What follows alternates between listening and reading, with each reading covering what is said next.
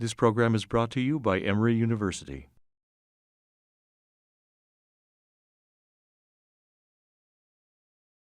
All right. Good morning, everyone. Welcome to Grand Rounds. Today we have another one of our own faculty members, Dr. Dan Sorescu, who has generously decided to give us the part 3 of his lecture series. He did the first 2 last year, if you remember, and those are recorded and available on YouTube and on the Emory channel. Dr. Sorescu went to medical school in Romania, did his internal medicine residency at Albert Einstein, and then did his cardiology fellowship within the basic science cardiovascular track here at Emory. He's an active member in many national organizations and serves as a manuscript reviewer for many of the top tier journals in cardiology related to heart failure. More recently, Dr. Sorescu received the prestigious James Steiner Award for Outstanding Service for Patient Care at Midtown. And for those of us who've had the pleasure of rounding with Dr. Sorescu on the heart failure service, I just remember, Dan, rescue Sorescu, and how you would talk to patients and all the wonderful things that you've done over the years there at Midtown. I'm going to turn it over to you. Today, you're going to talk to us about GLP-1 receptor agonists for obesity-associated cardiovascular disease. Thank you, Pooja. I'm grateful and delighted to, and really thank you for your kind introduction. But so today, I'll try to see if I can complete with part 3, really, of this lecture series that I started last year. If you remember, the first one was the role of fructose and particular sugars in development of cardiovascular disease. The second one was living clinical trials for various diets, and I touched some base about the role of ultra-processed food, which I'm going to expand further on this one, and then talk about how really is the ultra-processed food that drives the obesity and coronary disease epidemic. And although it might surprise, I like to give a more integrated approach about actually that the basis of the cellular basis of biological basis of everything is happening, whether it's health or disease, is actually our mitochondria as a biological clock in health and lifespan. And I'm going to try to convince you that ultra-processed food, by interacting and driving the mitochondria, are the one which are majority cause majority of the disease. Second part, I'll talk about the role of GLP1 receptor agonists, namely semaglutide and tirzepatide, for secondary prevention. And the third part, not sure if I'm going to be able to get into that, but for those who are interested, I do have an extensive 4-hour lecture that's posted on YouTube and that I gave in June, which is both for patients and healthcare professionals, where I go in extreme details how to do it with lifestyle changes. But to the big picture is here. We've known now for over 20 years from the InterHeart study that there are 9 risk factors that account for about 90% of all heart attacks. And if you look careful, more or less 8 out of 9 are related to diets. And if we were to look also, one could consider psychosocial index is also heavily influenced by the diet. Now, if we look on the cancer side, well, maybe surprised the oncologists kind of look at the same risk factors, except you also have the ultraviolet radiation. What they all have in common is this concept called oxidative stress.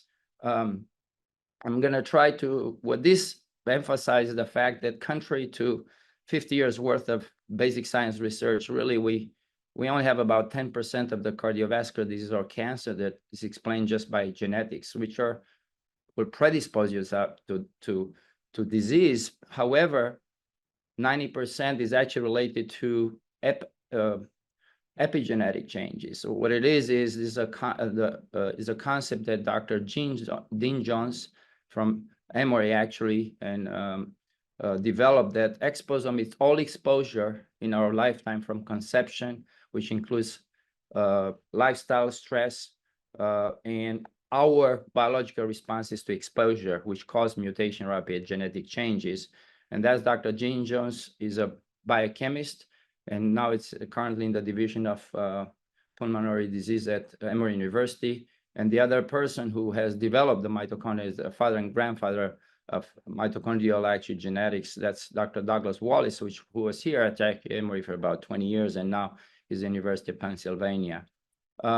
So the big, if you were to look at the big picture, really the single most important risk factor is actually age. Is the greatest risk factor for all chronic disease, including heart disease.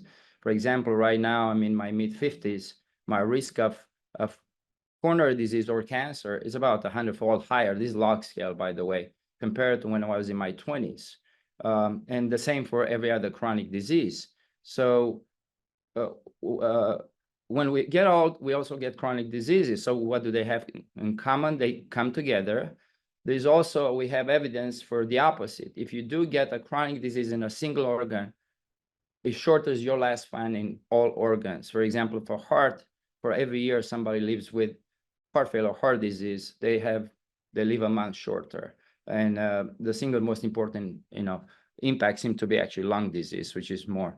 So, but what's fascinating, every chronic disease and aging are actually associated and come together with, if I were to put together pre-diabetes and diabetes together, it's about 80% of everybody who either is old currently or has got cardiovascular disease, they get up to, it's prevalent. So this come together too. And if we were to look from genetic perspective, Alzheimer's, TTR amyloid, for example, which Dr. Bhatt is very passionate about, they are genetic determined, right? The question is, why do they develop only when we get old? Why does it wait for 70 years for that to develop? And what we actually have some direction of an answer for a spontaneous and unfortunate situation with patients with Down syndrome who actually have on their extra chromosome 21, they actually have extra transcription factor enzymes that actually contribute to their disease.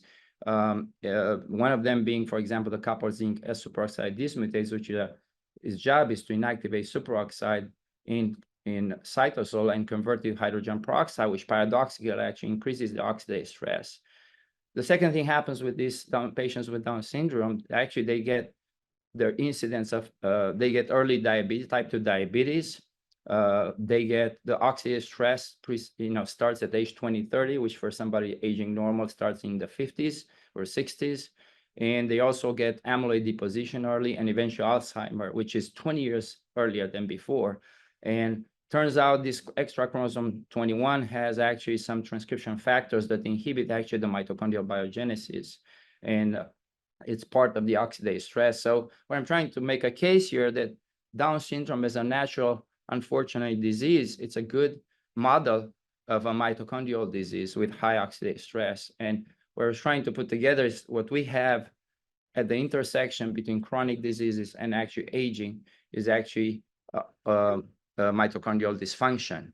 So now if we go back to cardiovascular disease, we have this piecemeal approach where we study, we're trying to look at the elephant and we study different parts of the elephant and we say, okay, what causes cardiovascular disease? Is genetic, is diabetes, is high blood pressure, is stress, it's LDL cholesterol, it's obesity.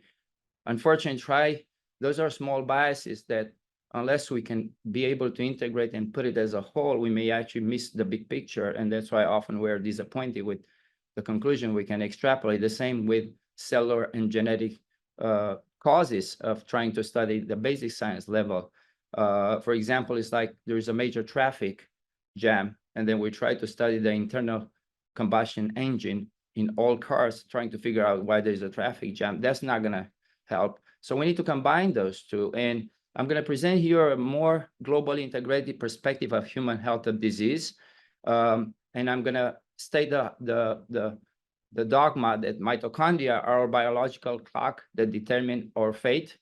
And this really is inspired from research from Dr. Nick Lane, who is at University of London College in England, who is an evolutionary biochemistry, doesn't just study mitochondria in biochemistry as of today. He's actually interested from evolutionary perspective. How did we get, and he's asking the question, why? And what he found is that actually, and he gave this nice analogy in one of his books, think of mitochondria as a big Tesla battery that is supposed to last the moment you were conceived for about 500,000 miles. And batteries have they can keep recharging, and that's how mitochondria regenerate every 2 or 3 weeks.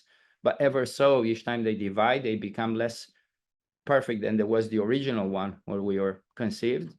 The second rule of battery is that it's only so many charges you can have. At one point, mitochondrial structure will change to the point that eventually they will collapse. So this principle actually may allow us that really, if you were to actually look at and put what are the mitochondria do, they're actually a big battery, big capacitor. It's actually, if you were to calculate the amount of electric charge across a 4 nanometers inner mitochondrial membrane, that's equivalent of electric volt. It's a huge capacitor. So I'm going to propose to you that this battery is supposed to last us for 120 years old. It's heavily, we can go through it fast or slow, depending and it takes our lifespan, health span, depending how risk factors influence this. And to quote him, if life is nothing but an electron looking for a place to rest, death is nothing but that electron come to rest. This is from his book, Vital Question. So I'm going to show about 4 slides of mitochondria, which really updates briefly about 9 Nobel Prizes worth of research, but it's important and essential to understand 3 laws of mitochondrial biology and function that drive everything that's processed from our environment in our cells. One is in a basic nutshell, mitochondria is basically our cell oven, where all the food and oxygen get burned to replenish our cell structure and provide energy and heat. So we're homotherms. And in a nutshell, what mitochondria likes to burn is actually glucose, saturated fats, and rarely proteins, unless we are starving, although cancer cells can use glutamine. We expose it to oxygen, in a nutshell, glucose or fatty acids are carbon-based structure. It could be 6 and hydrogen. The carbon is extracted in the Krebs cycle and goes back in the cytosol to actually derive amino acids, DNA, RNA, lipids, and that's what we call carbon-based cell structure for regular growth and repair. But what's important is the other side of the coin. The hydrogen part is the one that split from the electron. The electron has the energy. This is split across an impermeable inner mitochondrial membrane, which is 4 nanometers thick, and creates this big proton gradient across the mitochondrial membrane, which then drives the ATP synthesis through ATP synthetase. And the electron keep passing on the electron transport chain to do that. So that's in a nutshell the simplified version.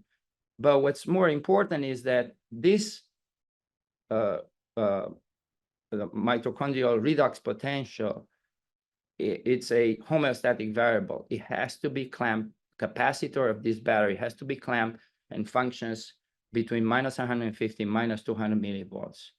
If we have more than less than minus 150 millivolts, the mitochondria will destroy the cell. The message is you're no longer good to make ATP. You need to die.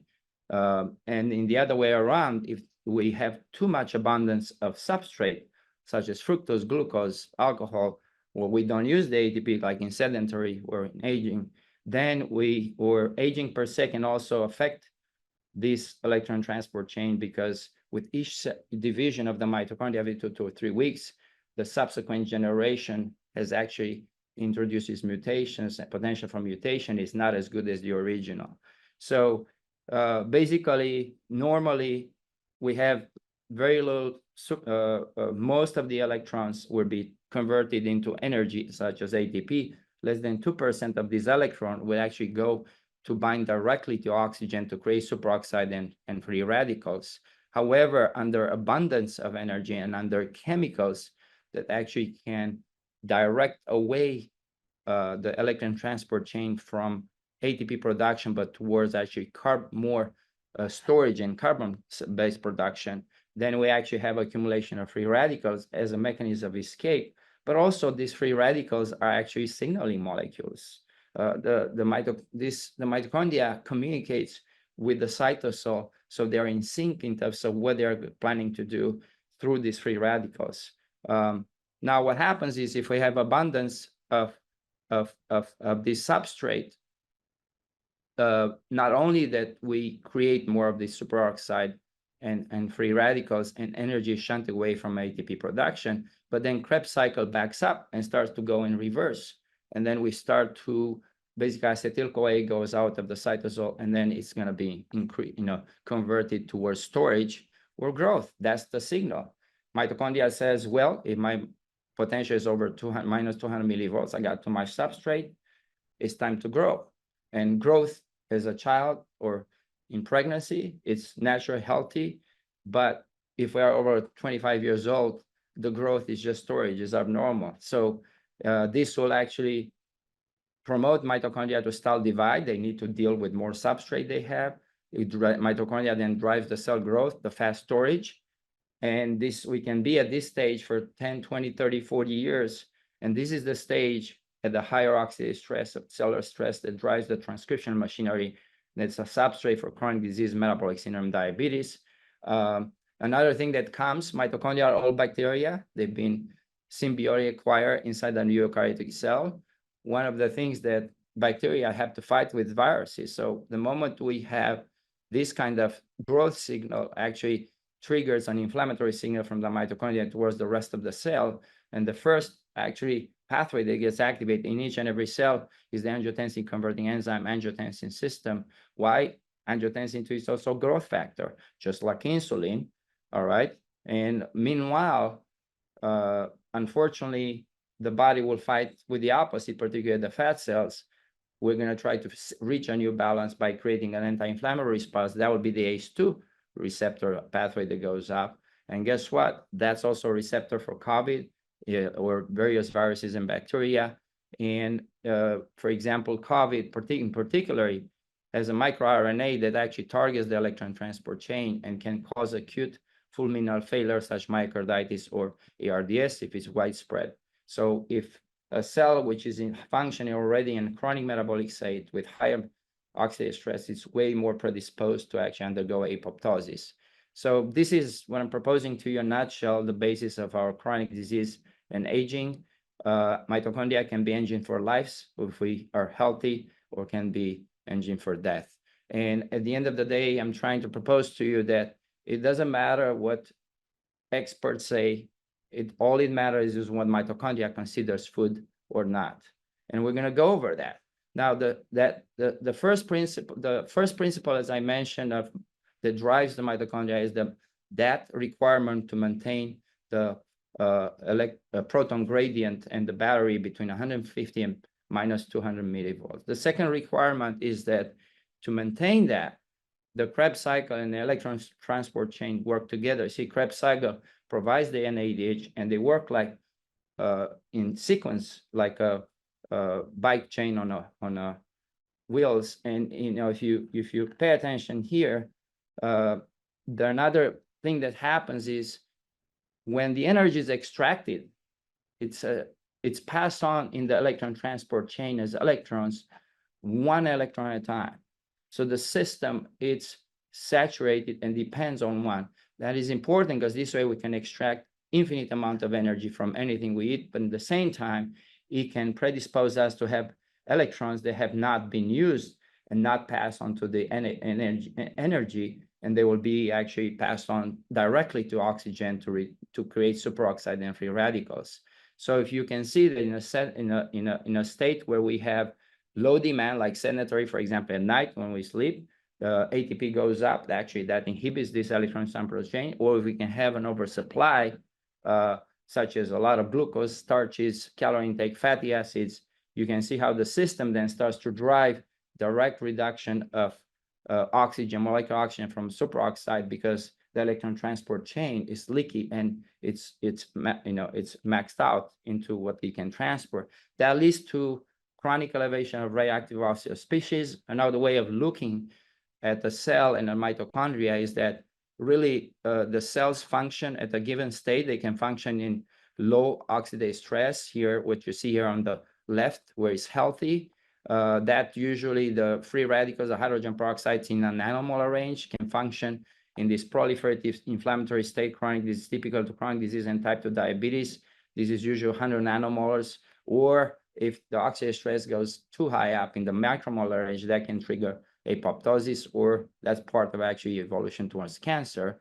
So what I'm trying to say is that each time we have either increased supply or reduced demand, there is a tendency for this free radical production, but also Krebs cycle backup, which actually those are all chemicals that reprogram epigenetically the cell towards fat storage, proliferation, and apoptosis. And not all nutrients are the same when it comes. For example, mitochondria burns glucose and fatty acids. That's the preferential substrate, but it does not burn fructose, linoleic acid, alcohol. Fructose is in sugar, linoleic acid is in the polyunsaturated fatty acids from vegetable and alcohol. These compounds, actually, what they do, they drive the signaling and disrupt the electron transport chain towards actually storage and fatty acid accumulation. So they're not important through their calorie, but actually they're important by signaling the mitochondria to change towards growth storage phenotype. And ideally, the only way we can actually switch back to this lower state, and we need to reduce the load of free radicals that are produced by this and get back to one electron change. The only way we do if we actually reduce either calorie intake and combine with reducing the signaling molecules that actually direct the message the wrong way. And of course, the best actually for the mitochondria health is actually exercise and just taking a break from food, fasting. So the third principle of mitochondrial biology is that mitochondria, we acquired them about 2.2 billion years ago into an eukaryotic cell to produce ATP that allows our cells to have 10,000 times more ATP than our regular bacteria. And that allows the actual eukaryotic cells to associate. And once we increase the oxygen in Earth atmosphere in the Precambrian area, that's when we start to see mammals appearing. We're able to actually associate cells into organs. They're specialized, differentiate part of the bigger organism.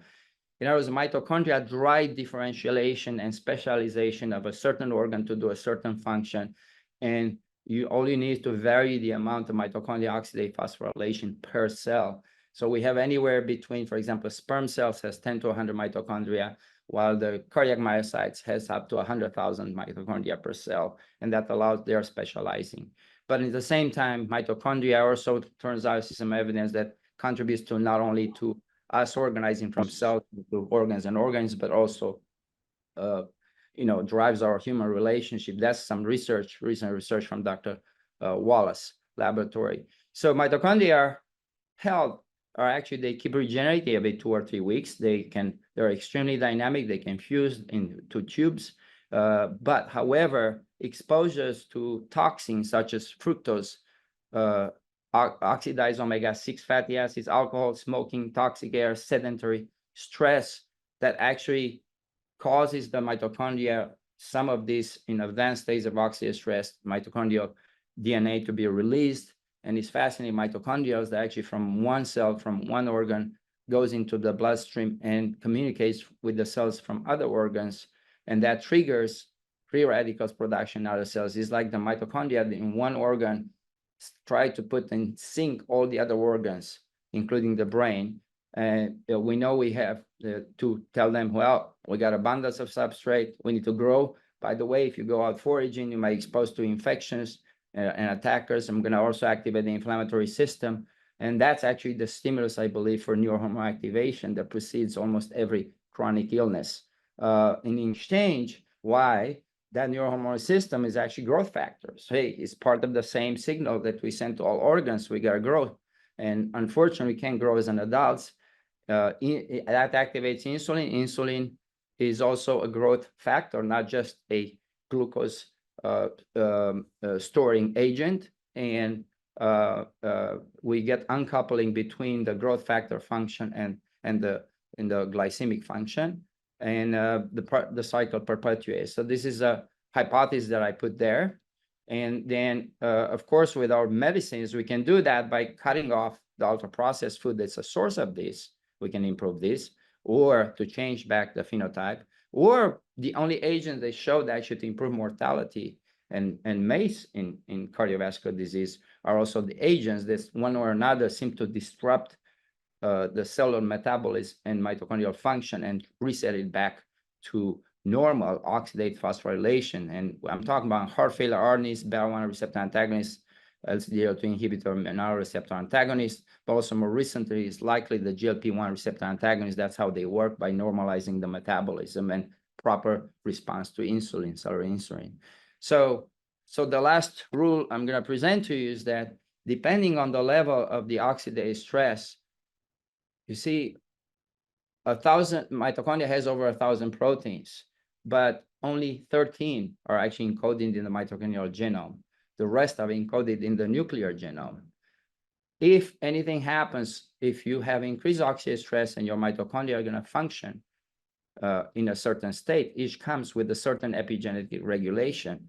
So normally, staying on the low oxidative stress type in the nanomolar range of hydrogen peroxide in the cell, and healthy and younger and take our time to die, so to speak, that's actually associated with these transcription factors. So these transcription factors are the mediator that put in sync the protein synthesis in the mitochondria with the one in the nucleus, in the cell, in the cytosol. And that's when we get differentiated, cells, like in muscles, but also on inflammatory, your immune system and macrophage in particular use the M2 macrophages, use the oxidative phosphorylation and the Tregs, which fight against inflammation in a steady state. Now, once we get exposed to chronic dose-dependent toxins, they tend to come and increase, not only that they force the mitochondria to produce free radicals, but themselves generate free radicals in cytosol. Then the cell starts to move into this state where we have increased oxidative stress. Remember, the free radicals are like the dollar coin for the cell. The mitochondria communicate with the rest of the cell and regulate and sync the nuclear transcription of genes and expression proteins with the mitochondrial one. Why? If I have excessive substrate, I need more mitochondria. How am I going to get more mitochondria? Well, sure, mitochondria can produce 30 new proteins, but what about the other 900? The nuclear gene expression has to be activated, has to go to where it needs to be. So this requirement for sync actually changes immediately. As soon as you have increased oxidative stress, the cell moves there. We're going to have completely different transcription factors that drive that. And in heart failure, we have hypertrophy, proliferation for those cells to proliferate, but they also switch to glycolysis. Now mitochondria are no longer producing ATP. They're in charge mostly to produce carbon substrate for the cell to grow. And then in heart failure, we have a fetal change to fetal cardiac myocyte. In coronary disease, we have the smooth muscle cells that change to synthetic smooth muscle phenotype. And guess what?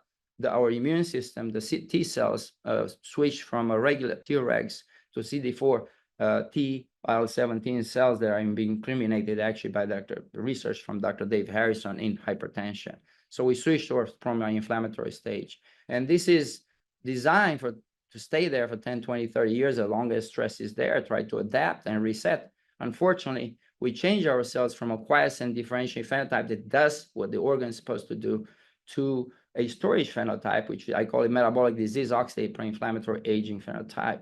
And then, of course, if this continues, and for certain cells who are exposed more than others, we get a certain acute inflammation, then each organ starts to lose cells little by little. They could be discrete or can be a mass if you have like septic shock or depending what infection is happening. And then we still have a completely different transcription factor activation. This time, this kind of oxidative stress leads to either apoptosis or proliferation. It's also the source of DNA, both mitochondrial and nuclear DNA mutation. And if some of the cells we have failed, apoptosis can either cause senescence or with subsequent organ dysfunction or can cause cancer. So I want you to understand this as a process that we're going to work with. But if you want to know more, really, this was articulated very well in this article by Dr. Robert Lustig, Obesogen, a Unifying Theory for Global Rise in Obesity. Now, epigenetics, in other words, mitochondria determine the epigenetics. So here is about epigenetics. We have evidence that if you feed in rats, in mice, and some evidence in humans, if a pregnant female is exposed to a lot of fructose in their pregnancy, it turns on genes like angiotensin to anything for the next 3 generations offsprings will have hypertension. So that's epigenetic, another way of epigenetic regulation. They can be transmitted from generation to generation.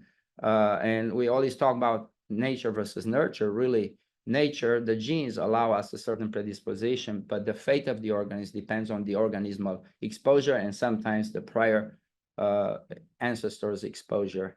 So in a nutshell, 10% of chronic disease, it is determined, it is genetics. 90% of chronic disease, it's actually exposure, like Dr. Dean Jones' exposome epigenetic that dictates the organismal fate.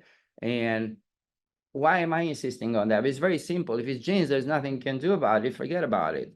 You know, you tell that to any patient, they're not going to do anything about it. But if it's the environment and something we can work with, but with education, that can actually change. And at the end, mitochondria drive and constrain our cellular phenotype response to exposome. I'm quoting Dean Jones again, and I'm going to add from with research from Dr. Nick Lane that mitochondria and actual biology are constrained by the biochemistry, energy and metabolic flux, and the physics at the end, protogradient, and the idea that mitochondria are a big battery. So having said that, I'm going to basically submit to you that a unifying hypothesis that really the whole basis of cellular chronic diseases is the cells are sick, they change their phenotype, and they get insulin resistance because mitochondria changes their phenotype and has to drive the nuclear transcription and expression. And that, although they love in a day-to-day basis to use glucose and fatty acid, that's pretty much what's burned.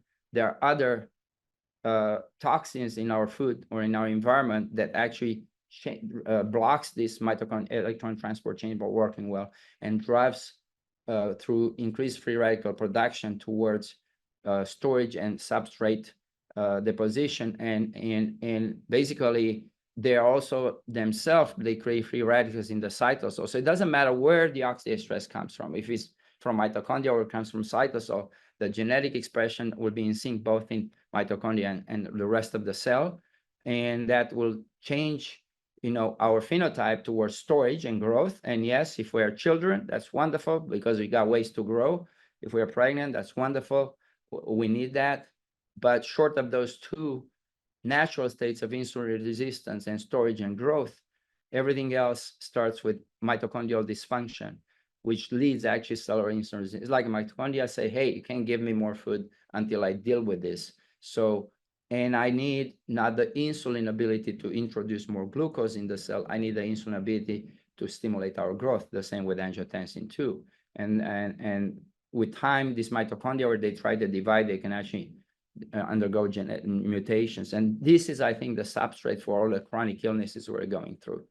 So now going to things that are easy for us to understand, I would say, and I'm going to submit to you that ultra-processed food is the greatest modifiable risk for chronic disease and accelerated aging, all right? And we know it's a problem because we moved from less than 10% in the 50s. Now we're up to 62% of all calories intake on a daily basis, at least in the United States. In Great Britain, it's very close. Teenagers are up to 70%, unfortunately, and obviously 90% of sugars in the diet comes from that. And I'm going to propose to you that if we are able to modify that, we can actually improve not only our lifespan, but also health span. And we have evidence already this is reducing the lifespan, at least of our kids, and causing diseases because diabetes type 2 has shifted from 70s, which was a disease of old people, really less than 1% of type 2 diabetes was somebody younger than 65. Now we are, the majority is actually in somebody who's younger than 65, half of them not being aware. And we also have a new condition in children we never had. Turns out type 2 diabetes always comes with fatty liver and plus minus obesity. And kids don't drink alcohol to cause fatty liver. Their problem is sugar, fructose, vegetables, and ultra-processed food. And they're getting older, unfortunately, and not live that long. It's actually first time we have evidence now that in the last 3 years, it's first time where actually in US, the lifespan is going down compared to 5-10 years ago. So to call like elastic, what is food? Food is what happens between mouth and gut. nutrition, what's in the gut, extracting the essential chemicals that are used by substrate. And the third part, what's inside the cell, metabolic health, is what actually happens in the mitochondria. And that will happen with normal home cooked food that happened for over 10,000, for 6 million years in our evolution until about 50 years ago. Now we have ultra processed food that come with fructose, trans fats, heavy vegetable alcohol. They're actually poisons. They actually block and disrupt mitochondria to drive it, and they're sending a signal for storage. Fast storage, abnormal growth, inflammation, oxidative stress, and that contributes to our chronic progression towards disease and aging. So to me, the message that I send my patients is like, if you eat that, although you think that's food, that's actually not food, because that's not what mitochondria thinks. Why is it ultra processing, and what is ultra processing? Why do we like so much? So Dr. Carlos Monteiro in Brazil was the first to come up with this concept, and I like it. We knew a long time ago, oh, junk food is bad for you, but this is a little different. He was able to create 4 food groups that allow us to also analyze from epidemiology perspective the association between these kind of foods and disease. And so I'll show you what happens when we actually try to take some kale and convert it into kale chips. So what do? We take the kale, we add sugar, salt, and vegetable oils. We really add a lot of that because we need to heat, and we have to heat and dry conditions at 450 degrees to create that crispy nature of the chips that they will last. We also, because we disrupted the food matrix, the food will have no taste unless we add food additives, flavor enhancers to fool us, emulsifiers, preservatives, and sweeteners. And really, each and every one of these actually have been associated with metabolic disease, leaky gut, inflammation, you name it. And why do they have to do that? Is because they want us to buy more, and they are for taste, smell, texture, palatability, addiction, preservation. These actually, the principles of this have been developed over 50 years ago by the food industry, and it's called bliss point. They know exactly what, and they know how to test it, and they will keep working on a product until it gets to that bliss point that we just have the best chance to get addicted. So that's what creates ultra processed food, and now we have kale chips. But in the process, when we disrupt that food matrix, you lose not only that we get this all extra stuff, but it also destroys the natural antioxidants. And this is not, when we say these are carbs and fats, they're actually oxidized protein. When you heat them up in dry condition, those carbs and fat interact with each other, interact with the protein, and oxidize them. And because of that, actually, our brain does not see it as food. That's why we get actually hungry and have increased appetites, and we get also metabolic disease. So as a consequence, now we know that about 50% of adults are addicted to it, about 12% of children. So, you say, well, how do we know this? Look, let's read the label. I want to show you what happens.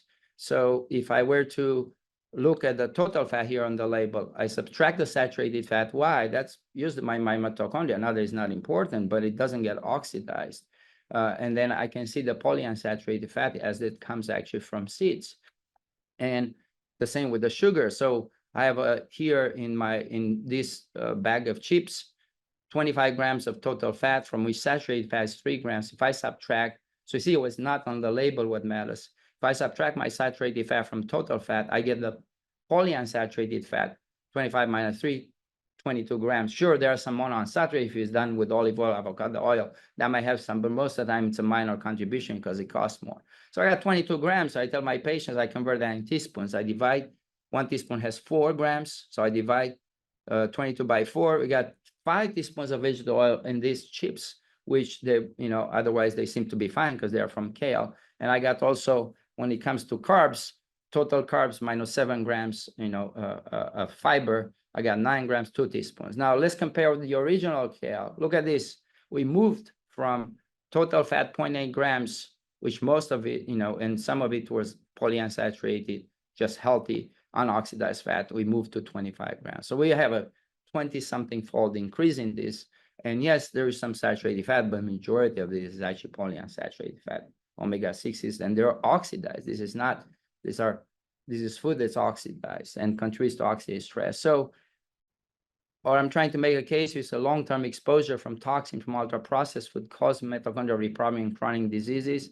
Our Western diet is highly rich in not only in saturated fat, which has been placed the blame on for the last 50 years, but actually it's omega-6 vegetable oils, fructose from sugar, salt, but also it's deprived of fiber because it's been destroyed in the process, particularly even at home. You take, we do juicing and smoothing and kills the fiber, but also is low in omega-3s, which are natural anti-inflammatory substances, antioxidants.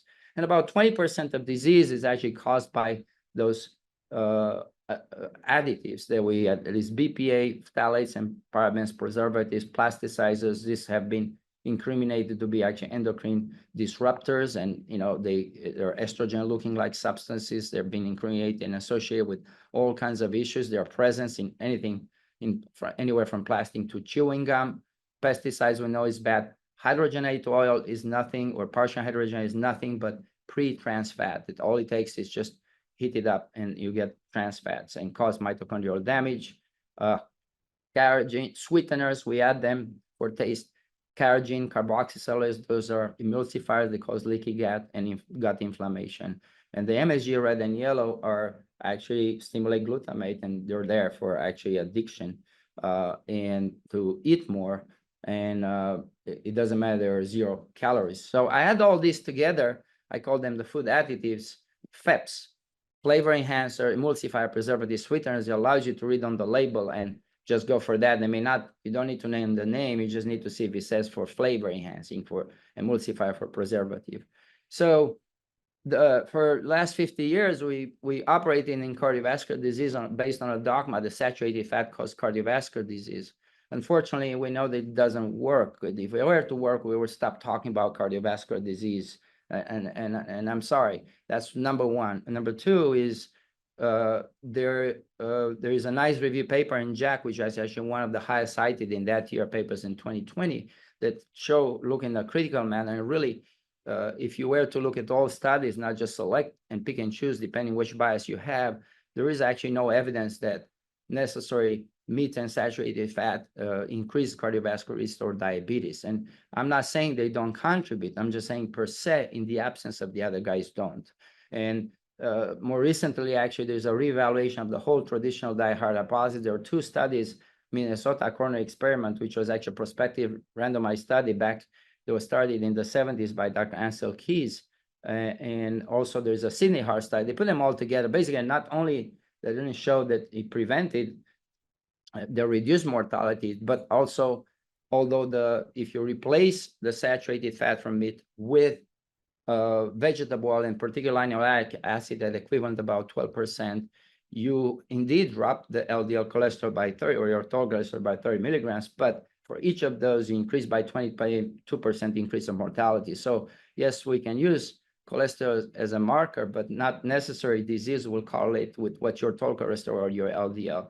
So this sets us back and start to think, whoa, we should have probably an alternative hypothesis. Wait a minute, we've done that, what they ask us to do. We're sicker than ever. What would be an alternative hypothesis? And, many, and not just me, have hypothesized this, particularly Dr. Lustig, that sugar, and particularly fructose, seed-based vegetable oils from polyunsaturated fatty acids cause obesity, type 2 diabetes, and coronary disease. And again, that's on top of the saturated fat, because we can never remove that and not have it.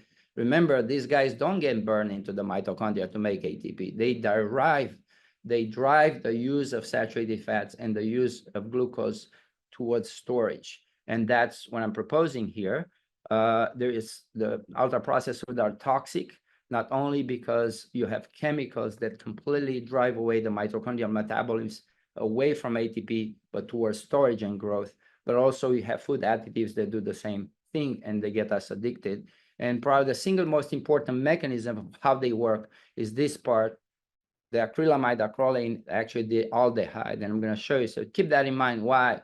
Because per se, that's enough to reset the cellular phenotype towards an oxidative stress, and then mitochondrial part will follow. So 3 studies that I'm going to show you quickly. One is Dr. Kevin Hall. I showed you this last time. Took about 40 healthy humans in their 20s, 30s. They randomized them to having the same proportion of macronutrients, fats, proteins, and carbs, but some of them will come from ultra processed food, some of them will come from and the other version will be just homemade, home cooked. And within 2 weeks, what he noticed is that, and of course people were encouraged to eat at libitum, but also they were doing daily 45 minutes stationary by exercise, so everybody got the same exercise. And towards his surprise, the people on the ultra processed food gained 1 pound a week, so 2 pounds at the end of the 2 weeks. But look what happened to the other ones. They actually lost 2 pounds. There's nothing mentioned about that. So at the end, there was actually a 4 pounds difference within 2 weeks, which suggests that the ones who were randomized and they were on the healthy diet, the same macronutrients percent, probably they were eating a lot of ultra processed when they were switched to healthier version. And of course, this association, eating ultra processed food, even if you have the same macronutrient structure and percent, you eat more. There's no doubt. Your fat goes up. But also, when you look at the biochemical level, you have increased insulin resistance, leptin resistance, increased ghrelin, which makes you eat more, and you reduce the satiety hormone, which is PIUI. And this is the setup. So, but what's more important, he also measured the basal metabolic rate before and after. And it was fascinating. The one who gained weight had an average 7.8% increase in metabolic rate, basal, but the other one went down by 7.5%. Why? These are of all actually the mitochondrial function, in particular in the skeletal muscles. So that if your basal rate goes up, your mitochondrial function is burning faster. And at least in my hypothesis, you live shorter because you run faster through those guys. So bottom line is, this is some evidence that ultra-processed food is actually a majority risk factor at the mitochondrial level that drives this process. Conclusion from Dr. Hall was that these results contribute to a growing body of literature in the ultra-processed food may be an important contributor to food choice and intake. So obviously his interest was into what's happening to the brain part. However, I think it's what happens at the cellular level that, that is important, and these are the main drivers. Now, we also have the opposite experiment where healthy humans were exposed to a calorie-restricted diet for 2 years, and then they measure similar outcomes in 2 years later. They were actually able to lose about 10% of their body weight. So it's kind of what Ozempic will do, but without Ozempic. And guess what? We got exactly opposite results. Your weight went down, the basal metabolic rate went down, the thyroid, insulin, and leptin resistance have improved, and the oxidative stress went down. So we can see how we can shift by changing the individual cellular mitochondrial function, basal metabolic rate being a surrogate for that, in the impact into this. So last but not least, now it's 10 minutes left total. Oh. So last but not least, I'm going to stop here after this, and I'll go for the semaglutide. But this is important. So earlier this year, this is a Cochrane review that was published on the impact of ultra-processed food exposure and adverse outcome effects. And they show that increasing in ultra-processed food has been associated with increased risk of heart disease, mortality, type 2 diabetes, mental disorder, obesity, sleep disorder, fatty liver, and cancer. So we have also clinical epidemiologic evidence of this correlation. So going now to our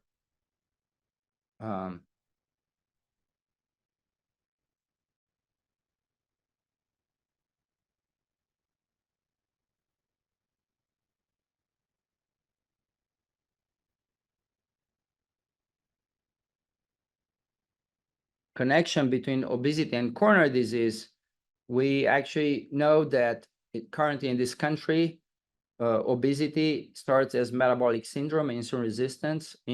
We used to be the 88% of us were not healthy, metabolic healthy. Now we are up to 92%, and we call that metabolic syndrome. Metabolic syndrome, though, is important because although obesity per se gives you a 2 to 3-fold increased risk for cardiovascular death, insulin resistance and metabolic syndrome gives us actually twice more, 6-fold. And when it comes to that, and we accumulate fat based on the MRI data and it matters where the fat goes. So it's the visceral fat, particularly the one in the liver, that drives the disease. And the fatty liver is associated not only with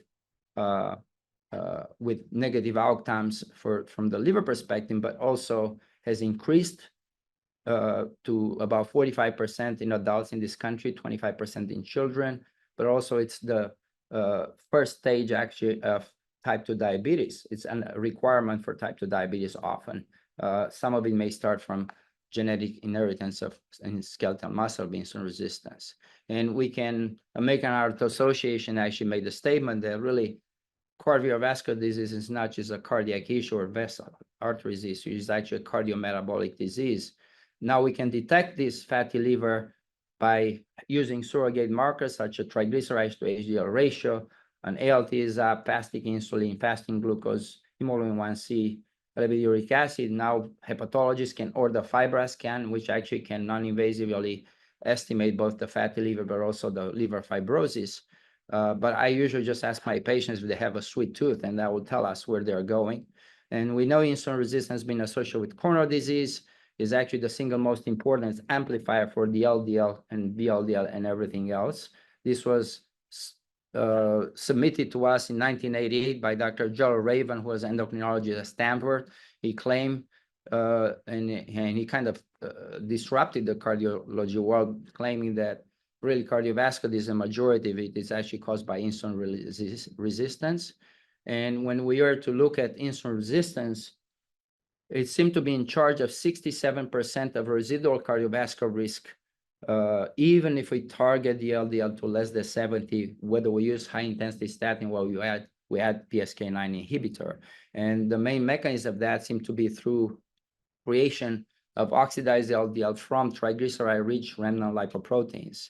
And the best surrogate marker for that is actually triglycerides to HDL ratio.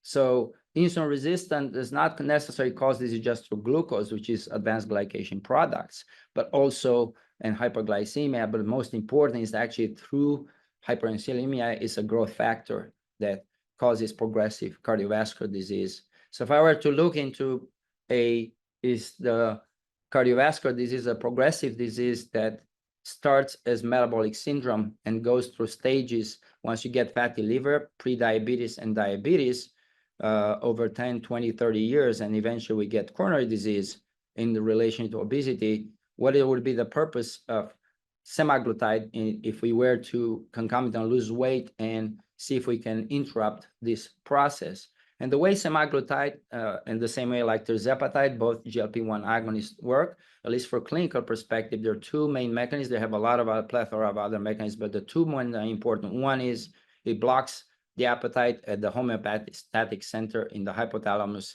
Second, reduces the stomach, slows down the gastric emptying, and this way actually reduces the food absorption and reduces actually the insulin resistance. And there is, at least particularly in obese patients, we know that their way their food intake is regulated is being different from the one who is lean. These are the three executive centers, homeostatic center, and pleasure center of the regulator of food intake. And if you are obese or insulin resistant, the impact of fructose or polyunsaturated fatty acids on it is that it blocks your executive center. You don't know you're eating that, and then it just makes you hungry and hungrier. While if you're insulin sensitive, that does not happen. You just feel full and you stop. Stress and cortisol actually aggravates this through the amygdala. That's exactly the same thing. That's why we have the emotional stress eating. So the question is, GLP-1 receptor agonists, by blocking this homeostatic center, but also potentially working on the pleasure and sensation on the addiction part, can impact this. And we've known from prior studies that in order to, if you're obese and you have insulin and you have insulin resistance, if you lose 10%, anything you do that you lose 10% of your body weight, that actually starts to, which is about 22 pounds, that reverses not only the fatty liver, but also the insulin resistance. So there is the SELECT trial basically enrolled 17,000 patients, and the purpose was secondary prevention for coronary disease with morbid obesity. Most of you probably are familiar with this. The typical patient is 60 years old with history of morbid obesity. The BMI in average was actually 32 to 120 pounds, so not. There were very few patients that actually had a BMI higher than 35. Pre-diabetes and dyslipidemia, the exclusion criteria is hemoglobin 1C over 6.5, so they excluded the full-blown diabetics according to the HA guidelines. However, it turns out 66% had actually pre-diabetes during decent lipid-lowering strategy with a target LDL around 78 on top of statin.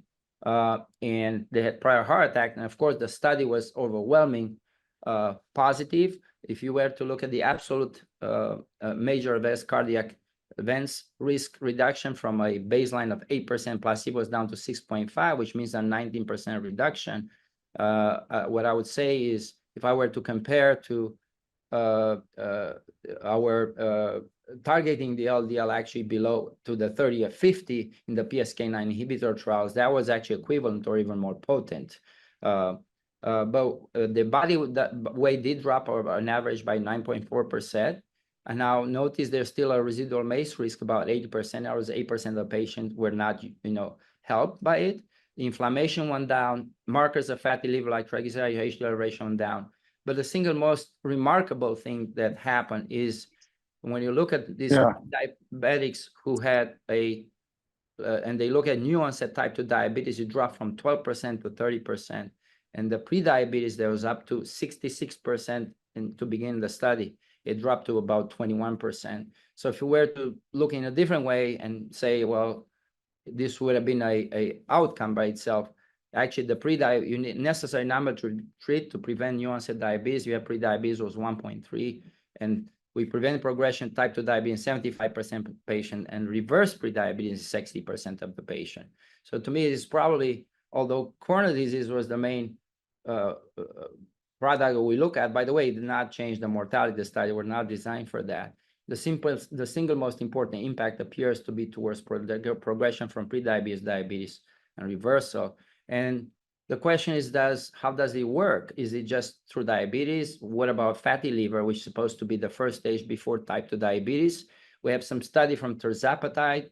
And by the way, tirzepatide works the same as semaglutide, except also has a GIP, gastric inhibitor peptide analog function, which means also works straight on the adipose cell, fat cell, to cause increased lipoprotein lipase activity, and that burns the fat stores too. So I found actually often the patients will have fewer side effects with that, with the other might be more effective, although we don't know 100% that. But in this study that was with tirzepatide in type 2 diabetics, they did an MRI version of it, and it showed that it actually does improve fatty liver compared to insulin, those patients who require insulin. So if I were to summarize this from cardiovascular perspective, you have a patient who had heart attack or peripheral vascular disease or stroke, and they're obese and they have pre-diabetes. I want to I give them semaglutide. They lose 10% of the weight, and I'm going to improve the coronary disease outcome by 20%. The mechanism appears to be by dropping the body weight, but the most significant impact seems to be on prevention of type 2 diabetes, but also reversing fatty liver and insulin resistance and triglycerides to HDL ratio. So in heart failure and in our nephrologists have a classification of chronic kidney disease progression, stage 1 to stage 5, the same we have in heart failure, A, B, C, D. Why? Because for each stage we have evidence-based medicine that certain drug can interrupt the progression. Based on this study, actually, I'd like to propose that we could see, and again, this is not I'm not an endocrinologist, but this will be a cardiometabolic perspective disease. I think will help if we can think through and reclassify metabolic syndrome as actually stage 1 type 2 diabetes, which can progress to stage 2 diabetes once we have hemoglobin is abnormal. And then the regular type 2 diabetes, we call it stage 3. Why? Because now we have evidence that if you give them a drug, particularly if they're obese in the stage 2, we can prevent the progression. But also the message to the patients when we tell them they have pre-diabetes, they say, well, I may or may not develop diabetes. They never really take us seriously to do something about it. Now, what about side effects for this? They're called, what they call in the studies, minor GI side effects. 20 to 50% have nausea, constipation, diarrhea. Now, I will tell you, for me, if I have to live with chronic nausea, that's not minor to me, but we'll just leave it like that. But this happens, maybe about 20% of patients are not able to tolerate them. It's much more rare. You can get gallbladder, disease, cholecystitis, pancreatitis, gastroparesis, bowel obstruction. These are quite rare, but they can lead to death. And now there are two meta-analyses that look at the incidence of these risk factors, and each of them, they look in different. One look in diabetics, one look in non-diabetic. So conclusion is that presence and duration of type 2 diabetes is the main risk factor for side effects. So if the patient has not gotten diabetes yet, full-blown diabetes, they're going to be more likely they're going to tolerate as opposed to the others. So keep that in mind. And also keep in mind that if once they stop the semaglutide or tirzepatide within 6 months, a lot of them will get back to normal disease, but also, and they'll regain their weight, but also 20-25% are not responders. Careful with patients who are on hypoglycemic agents. I'm very shy starting that if somebody's on insulin or they're on glipizide. I think that requires a synchrony with an endocrinologist before you decide. I propose it, and then I'll ask them to discuss, but also talk to endocrinologists because they'll have to adjust the insulin accordingly. Now, a major issue that is going to become a problem, it's already a problem, is cost and disparity in the care affordability.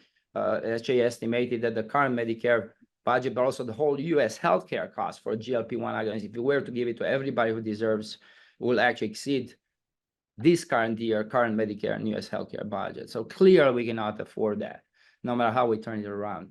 And particularly for anesthesiologists or patients, we give them pre-op evaluation and clearance. Carefully, they're on semaglutide. There is increased risk of aspiration pneumonia for patients undergoing general anesthesia. I don't know exactly their guidelines rule. I assume that they have to stop for at least 1 or 2 weeks before. You also lose muscle too, and you can get sarcopenia long-term, particularly for women. While you may improve obesity, you may have increased risk of falls later on, which we know women, and it's a major problem. It's still debate about the risk of suicidal ideation. Once upon a time, rimonabant is a drug that was used for obesity, blocks the cannabinoid receptor. Basically, it's anti-marijuana receptor. Was approved, improved cardiovascular outcome. It was Ozempic before Ozempic in 2003 came out, was approved. 2006, they had to take it out of the market because increased suicidal ideation, because although off-target effects of blocking something that's important for the food intake will also block the dopamine release in the pleasure center, and people who have prior major depression will be suicidal. But what I'm more excited about is for the future. We have 4 trials there. Hopefully, we'll soon have results. One is basically tirzepatide for the same like SELECT trial, but for tirzepatide. Then we have the same studies, but for type 2 diabetics, both semaglutide and tirzepatide. But what's really close to my heart is I want to see what tirzepatide does for heart failure with preserved ejection fraction, because I believe the HFpEF, it's a cardiometabolic disease. And the heart is just an innocent bystander part of it that becomes sucked into it, but probably the biggest impact we can have if we can work on that. Basically, they're wanted to point out that Ozempic and Mounjaro, doesn't matter how we turn it around, they buy us time. It's like a Band-Aid. It doesn't fix the cause, which is the ultra-processed food intake. As a matter of fact, the number one, in my experience, the number one cause of a failure in the obesity treatment with Ozempic or tirzepatide is actually no change in their diet. And that can happen. And, food companies went through food scares with various theories we had on food, and, public reacted to it. Really, they were shocked with the only one that really made impact was the Atkins diet, which is a keto diet. And unfortunately, he died on a skating accident. After that, they came back. Now we went through gluten, dairy scare. And I was hoping that 2020's decade will be hey, let's talk about ultra-processed food and cut the sugars and vegetable oils in our diet. Of course, that's not going to happen because now we got Ozempic and Wegovy and Mounjaro. We can just skip all that, eat all you want, and you're going to have solve the issues. No, we're not solving the issue. And yes, food companies are adapting. They already come up with new products. Nestle is launching a whole line for people who are on Ozempic.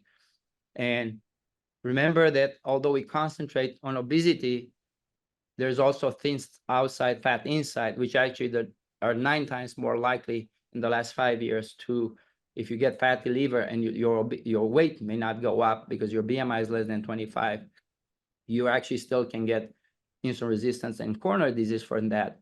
So at the end, the way I created this 80-20, the Pareto principle for cardiovascular disease. See, we eat ultra-processed food, and you can, depending on your genetic predisposition, you can go straight to obesity because your actually adipose cells can accumulate fat and actually protects you from fatty liver for a while, up to about 22 pounds gain. After that, you start to have fatty liver. While if you don't have predisposition for obesity and your fat cannot accommodate, you actually can be thin outside, fatty side. The fat goes straight into the liver, and you get much sooner disease. So ultra-processed food is designed to stimulate our dopamine reward center. It changes our behavior, increases our brain intake of everything. It's 80% of disease that's caused that. With GLP1 receptor agonists, bariatric surgery, keto diets, you name it, or vegan diet, you can try to impact that by reducing that. And you do, GLP1 receptor antagonist have a good impact on that. The problem is that 80%, while that is in charge of 8% of the intake of the food, 80% of disease is caused by the ultra-processed food. So if we don't change this, although we may lose some weight, we're still going to be sick. And what you eat, it matters. The rest is epigenetic and stress and sleep regulation. So the first thing I'd ask my patients is that, you got to eat home cooked foods, buy the real ingredients, cook. That's very important. You got to cut the ultra processed because that's not food, at least not where our mitochondria think. And then we talk about healthy lifestyle changes. This is the last slide. I'm going to stop here. But I want to make and I know I have a lot of important points, but this is actually essential because nothing works unless we understand for a given patient what makes the difference to get them to be able to change. So when we talk about lifestyles, look at this. We have plenty of things. You can work on food, exercise, sleep. Which one do you think is the single most important that makes difference for everything else? And the answer is stress. All right. This is the single most influential book I've ever read in my life. I highly encourage everybody to read it. And this is evidence-based medicine. This is not popular science. And he quotes, Gabor Mate quotes Tony Blair when he left the office. He said, many health problems are not strictly speaking public health problems at all. They're questions of lifestyle, obesity, smoking, alcohol abuse, diabetes. These are not epidemics in the epidemiological sense. They are the results of individual decisions at million points in time. All right. Trying being a politician, he shifted the public office blame towards individual blame. And actually, we have a lot of evidence showing that chronic stress is the one that determines the lifestyle and not the other one. Before we see the world creates us and how we see the world. And it's not really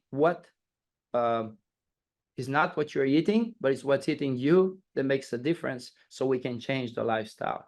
And we know this long time ago, since 98, Dr. Felitti, who did a study with Kaiser Permanente, they look at the relationship of childhood abuse and household dysfunction to the so-called adverse childhood experience study. And everybody knows how impactful they are in our life for any chronic diseases.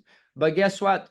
The way he found about this, he was studying obesity. He had a bariatric clinic. He was helping patients to lose weight. So he will work hard with them for about 2 or 3 years. They'll lose 5% of their body weight. Then within 3 months, they'll go back in. And then he started to ask them about who they were, what happened. And this is how he learned the number one cause of why obesity failure treatment failed was because it was in those with adverse cardiovascular events. American Heart Association now separates this ACE into also adverse community environments. And I'm going to stop here. But we really need a revolution how we feed ourselves, our children, our students, how we feed our patients in the hospital and how our senior care centers feed their residents. All right. Okay, thank you so much, Dan. That was fantastic and a very unique presentation. I know it must have taken you hours to put together that. It ties in a lot of mechanisms and presenting a unifying hypothesis with mitochondrial dysfunction and cardiometabolic risk, and then what we can do, some practical things for our patients. In the interest of time, it is 8:40. I know a lot of people have had to sign off. Are there any questions for Dan? Maybe we can take one question. If anybody has a question or a comment, go ahead and unmute or type it into the chat. I think, Dan, probably people do have a lot of questions. They're probably going to contact you individually, Yeah. just given the time. But thank you again so much. This was, it ties in with your part 1, 2, and 3. I know there was a lot in the third section here.